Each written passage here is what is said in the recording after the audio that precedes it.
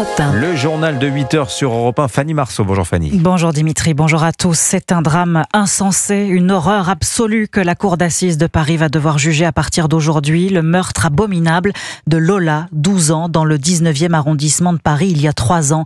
Une affaire qui avait choqué tout le pays par sa barbarie et aussi par le profil de son auteur présumé, une Algérienne de 27 ans sous OQTF. Bonjour Jean-Baptiste Marty. Bonjour Fanny, bonjour à tous. Journaliste au service police-justice d'Europe 1, vous allez suivre ce procès qui reviendra sur cette journée horrible du 14 octobre 2022. Oui, en plein après-midi, en rentrant du collège, la jeune fille, blonde aux yeux bleus, tombe sur Dabia Benkired devant l'entrée de son immeuble. Cette dernière l'entraîne dans l'appartement de sa sœur, situé dans le même bâtiment que celui des parents de Lola. C'est là qu'elle viole la collégienne, puis l'asphyxie et la poignarde. Le corps de la jeune fille sera retrouvé le soir dans une malle dans la cour de l'immeuble. Alors Jean-Baptiste, dans cette affaire, le profil de la meurtrière nous interroge et est effrayant.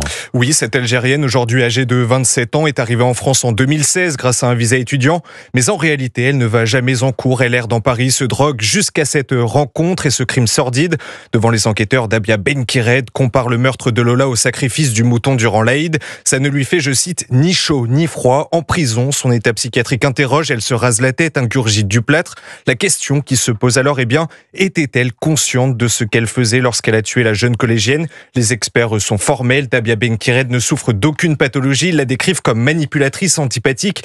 Des débats sur son état de santé qui reviendront très probablement sur la table au cours du procès. La défense voulant plaider une altération du discernement au moment des faits. Merci Jean-Baptiste Marty.